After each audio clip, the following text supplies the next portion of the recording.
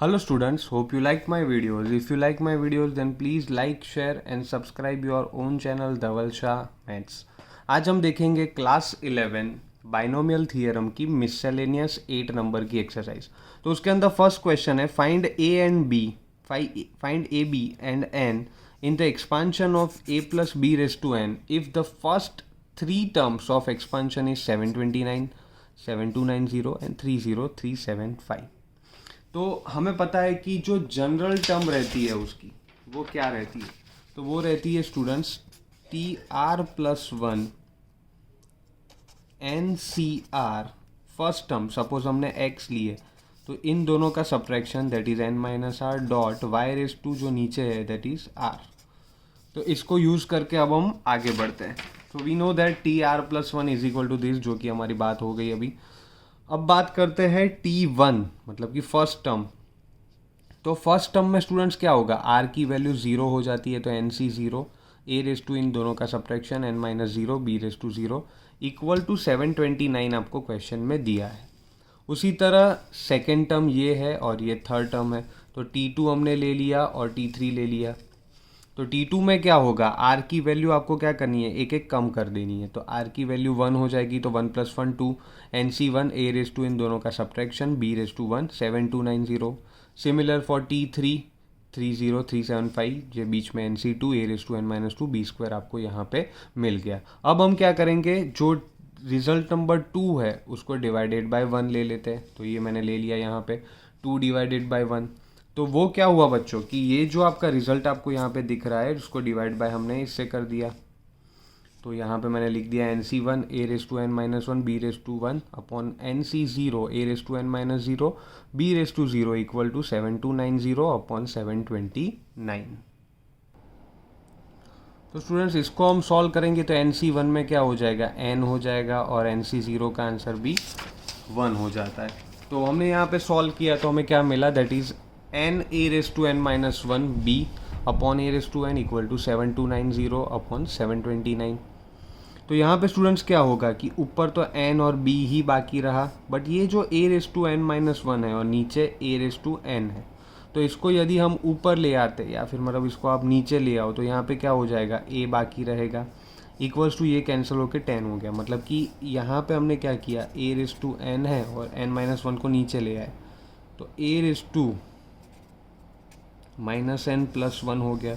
इसको जब हमने कंबाइन किया तो ये n कैंसिल हो गया और A रेस टू 1 हमारे पास बाकी रहा। A रेस टू -1 है जो कि नीचे आके 1 हो गया। तो NB upon A equals to 10 हो गया। ये हमें मिल गया हमारा रिजल्ट नंबर A। तो अब हम क्या करेंगे, रिजल्ट 3 डिवाइडेड बाई 2 करते हैं। मतलब कि यहाँ पे ये है रिजल्ट नंबर 3 आपका, उसको डिवाइड करते हैं रिजल्ट नंबर 2 के साथ।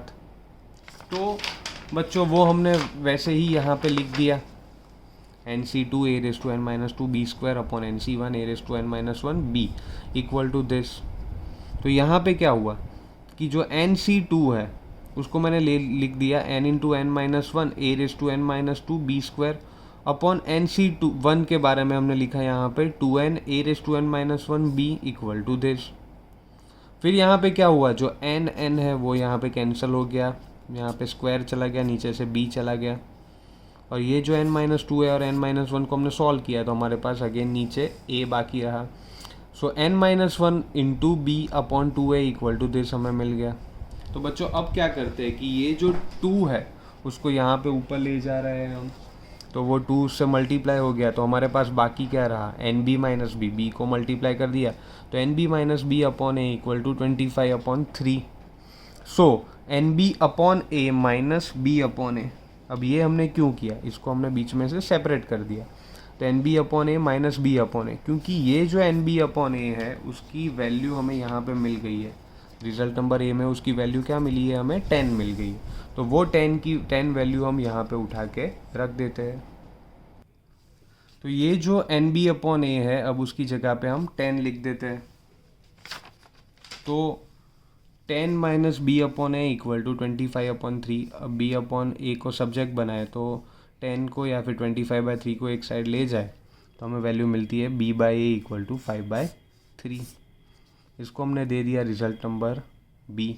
अब हमारे पास जो रिजल्ट नंबर ए था जो कि था NB/A=10, तो ये रिजल्ट नंबर ए था और ये मिला रिजल्ट नंबर बी। यहाँ पे B/A की जगह पे मैं लिख देता हूँ 5/3, तो वो मुझे n 5/3 = 10 के हिसाब से n की वैल्यू मिल गई 6।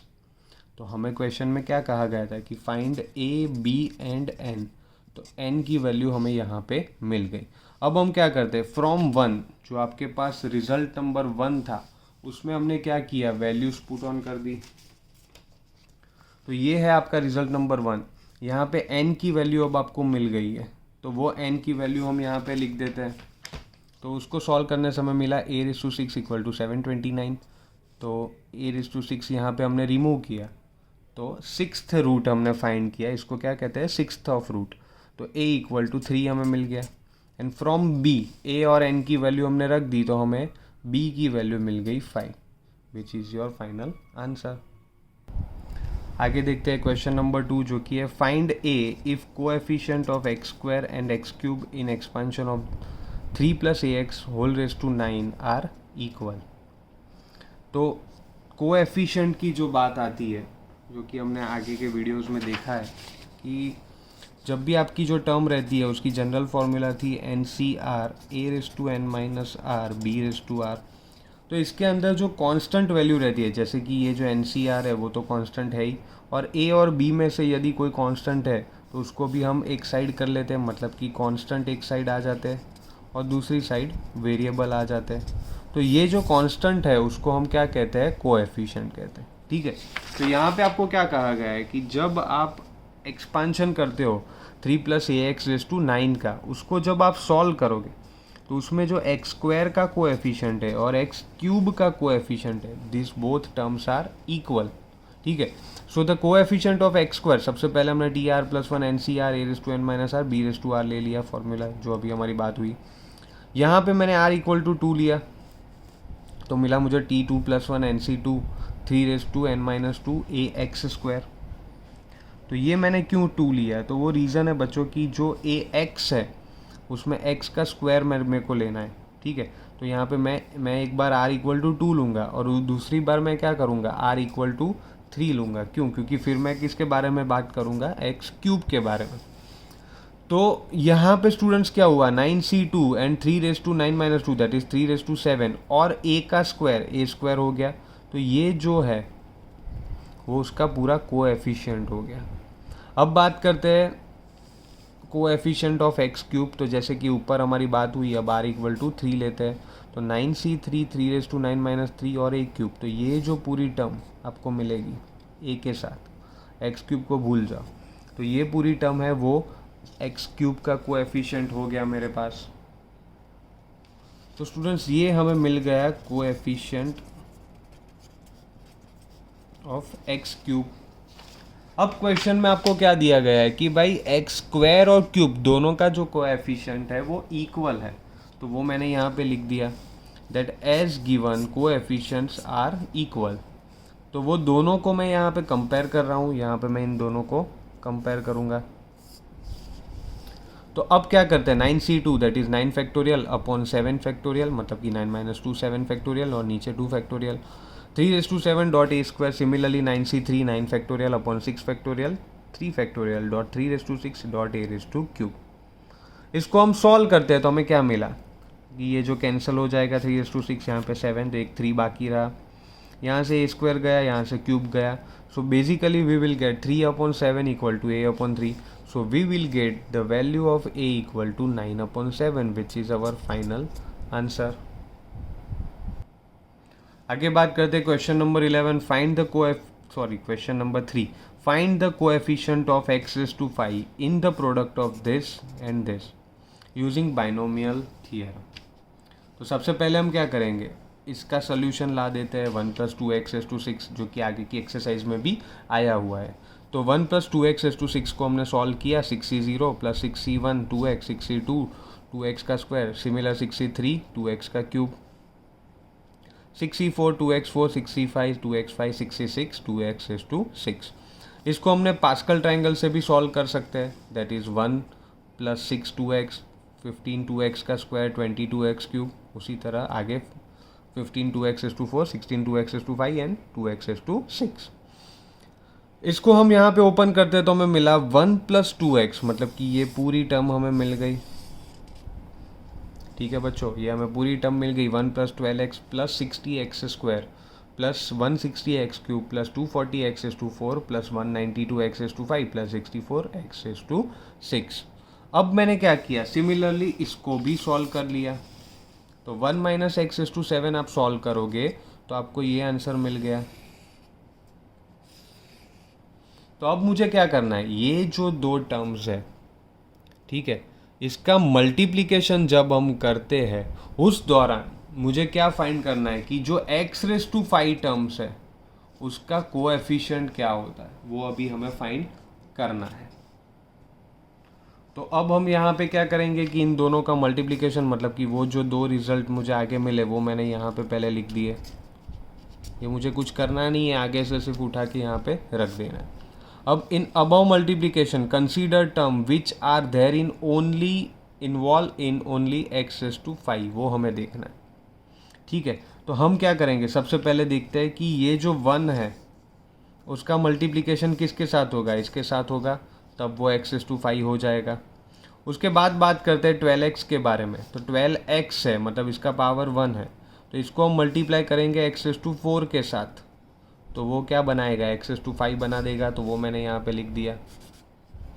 अब स्क्वायर के बारे में, तो स्क्वायर होगा तो यहाँ से मुझे क्यूब लेना पड़ेगा, तो 2 + 3 5 हो जाता है, तो वो मैंने यहाँ पे लिख दिया।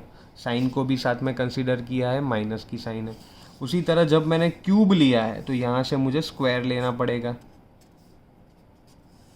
तो वो भी मैंने लिख दिया। सिमिलरली जब 240x⁴ 240x⁴ आता है तो मैं यहाँ से क्या लूँगा, तो यहाँ से मुझे सिर्फ 7x ही लेना पड़ता है, तो वो मैंने यहाँ पे ले लिया। माइनस की साइन है तो वो मैंने कंसीडर की है और मैंने -7x लिया है। उसके बाद यहाँ पे x⁵ है, तो मुझे यहाँ से क्या लेना पड़ता है, 1 लेना पड़ता है, तो वो मैंने यहाँ पे लिख दिया। ठीक है बच्चों, तो इसी तरह ये जो सारी टर्म्स है उसमें कहीं ना कहीं जब आप इसको कंबाइन करोगे तो x⁵ बन जाता है।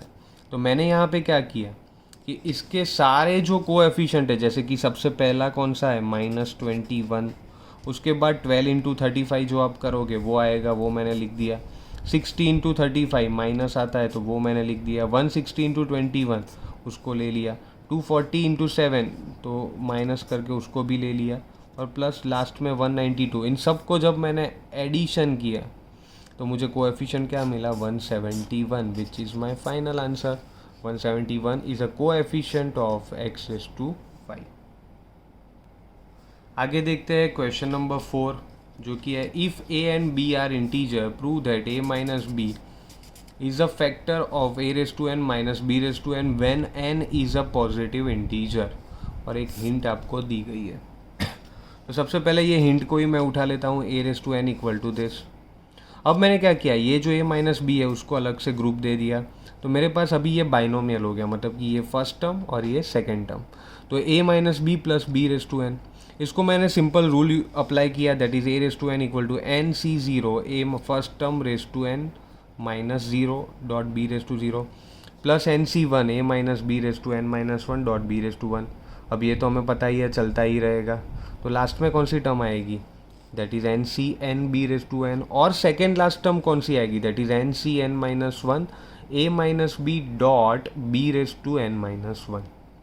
तो ये पूरी टर्म यहाँ पे हमें मिल गई। अब मुझे पता है कि इसका जो सल्यूशन है वो क्या होगा, तो वो हो जाएगा b⁻n। इसको जब आप सॉल्व करोगे ncn 1 हो जाता है, तो ये जो b⁻n है उसको उठा के मैं यहाँ पे ले जाता हूँ। ठीक है बच्चों, तो ध्यान से देखिएगा अब क्या होता है। तो जैसे कि बात हुई a⁻n, ये सारी टर्म्स जो ऊपर मुझे मिली है 1 2, उसको उठा के मैंने यहाँ पे नीचे कैरी फॉरवर्ड कर दिया। ठीक है, अब यहाँ पे ncn - 1 ये भी मैंने रिपीट लिख दिया, और ये जो b⁻n जैसे कि अभी ऊपर मैंने दिखाया वो यहाँ पे आ गया। अब ये जो b⁻n है उसको मैं यहाँ ले जा रहा हूँ, मतलब कि लेफ्ट हैंड साइड ले जा रहा हूँ, तो a⁻n - b⁻n हो गया। और यहाँ पे अभी मैंने क्या किया कि ये जो सारी टर्म्स है 1 2 उसके बाद 3 4 5 सो ऑन जो चलता रहता है, उसमें से मैंने a - b को कॉमन निकाला, तो मेरे पास अंदर बाकी रहा a - b⁻n - 1 plus so on N C N minus one, A minus B तो कॉमन निकल गया, तो अंदर सिर्फ बाकी रहा B raise to N minus one. तो ये जो सारी पूरी टर्म है उसको मैंने अजप्शन ले लिया के, तो वो प्रूव हो गया that A raise to N minus B raise to N has a factor A minus B, क्योंकि इसके साथ मल्टीप्लाई हो रहा है, दैट मीन्स वो उसका फैक्टर कहलाया जाएगा। आगे बात करते हैं question number 5, evaluate this. Students अभी ये सेम क्वेश्चन आपने आगे की एक्सरसाइज में पढ़ा है, ठीक है। तो इसमें हम क्या करते थे, पहले इसको सॉल्व कर देते हैं, फिर इसको सॉल्व कर देते हैं, फिर दोनों का सब्ट्रैक्शन ले लेते हैं। तो मैंने क्या किया, firstly we expand A plus B raise to 6 minus A minus B raise to 6, क्योंकि डायरेक्टली √3 और √2 को एक्सपांड करे तो वो थोड़ा दिक्कत हो जाता है, वो मतलब थोड़ा कॉम्प्लेक्स हो जाता है। तो √3 के जगह पे मैंने ए ले लिया और √2 के जगह पे बी ले लिया।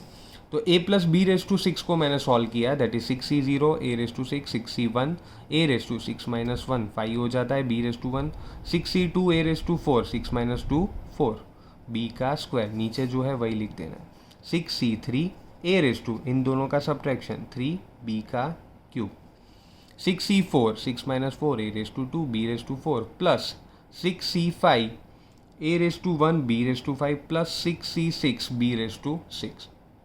अब इसको मैंने सॉल्व किया तो मुझे ये वाला आंसर मिल गया मेरा, जो कि आंसर है a plus B raise to 6 का, ठीक है। a raise to 6 plus 6 a raise to 5 b plus 15 a raise to 4 b square plus 20 a cube b cube plus 15 a square b raise to 4 plus 6 a b raise to 5 plus b raise to 6। अब मुझे क्या करना है, similarly a minus B raise to 6 भी मुझे निकालना है। तो मुझे वो स्पेसिफिकली कैलकुलेट करने की ज़रूरत नहीं है, ये जो आंसर मिला वही मैं नीचे लिख दूँ। यहाँ पे मुझे सिर्फ क्या करना है, एक बार प्लस फिर minus plus minus plus minus, उसी तरह मुझे आगे जाना है। तो a रेस टू 6 प्लस आएगा, उसके बाद ये सेकेंड टर्म है वो नेगेटिव हो गई, थर्ड टर्म फिर पॉजिटिव आएगी, फिर वो नेगेटिव, उसके बाद ये पॉजिटिव आएगी आपकी जो टर्म है, उसके बाद वाली ये नेगेटिव आएगी और लास्ट वाली पॉजिटिव आ जाएगी। तो ये मुझे मिल गया a minus B raise to 6। अब क्या करते हैं, इन दोनों का सब्ट्रैक्शन करते हैं। तो यहाँ पे हम ओरली ही कर दे, तो a रेस टू 6 ये नेगेटिव हो गया, तो ये दो कैंसिल हो गए। Similarly 6a raise to 5b, यहाँ पे क्या है बच्चों, माइनस की साइन, तो माइनस माइनस प्लस हो जाएगा, तो 6 प्लस 6 12 हो जाएगा, ठीक है। फिर क्या हुआ, 15 और ये 15 कैंसिल हो गया, 20 प्लस 20 40 हो जाता है, मतलब कि यहाँ पे 12 a raise to 5b plus 40 a cube b cube plus 12 a b raise to 5 आ गया। तो यहाँ पे मैंने क्या किया, 2 को कॉमन ले लिया, तो अंदर मेरे पास बाकी रहा 6a raise to 5b plus 20 a cube b cube plus cb ab raise to 5। ये मुझे इसका सिंप्लीफिकेशन फॉर्म मिल गया। अब हम क्या करेंगे कि a की जगह पे √3 और b की जगह पे √2 को रख देते हैं, तो वो मैंने यहाँ पे रख दिया।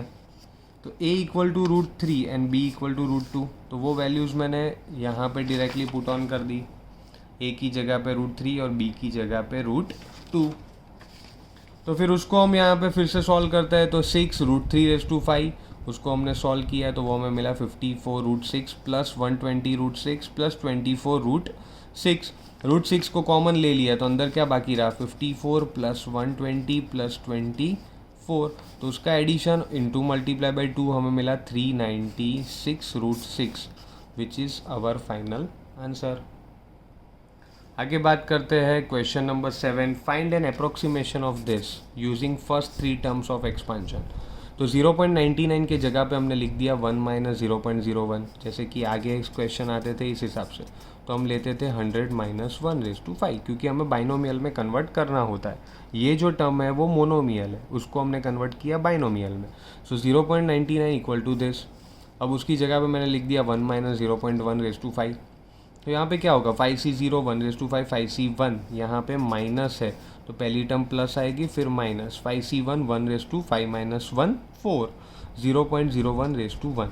अब ये माइनस थी तो ये वाली टर्म प्लस आएगी, 5c2 1 रेस टू 5 माइनस 2 क्या होता है 3, 0.01 रेस टू 2। इसको हमने सॉल्व किया तो हमें मिला 1 माइनस 5 0.01 प्लस 10 0.01 का स्क्वायर। उसको फाइनली हमने सॉल्व किया तो we will get our answer 0.951। Hope you like my videos. If you like my videos, then please like, share and subscribe your own channel, Dhaval Shah Maths. Thank you.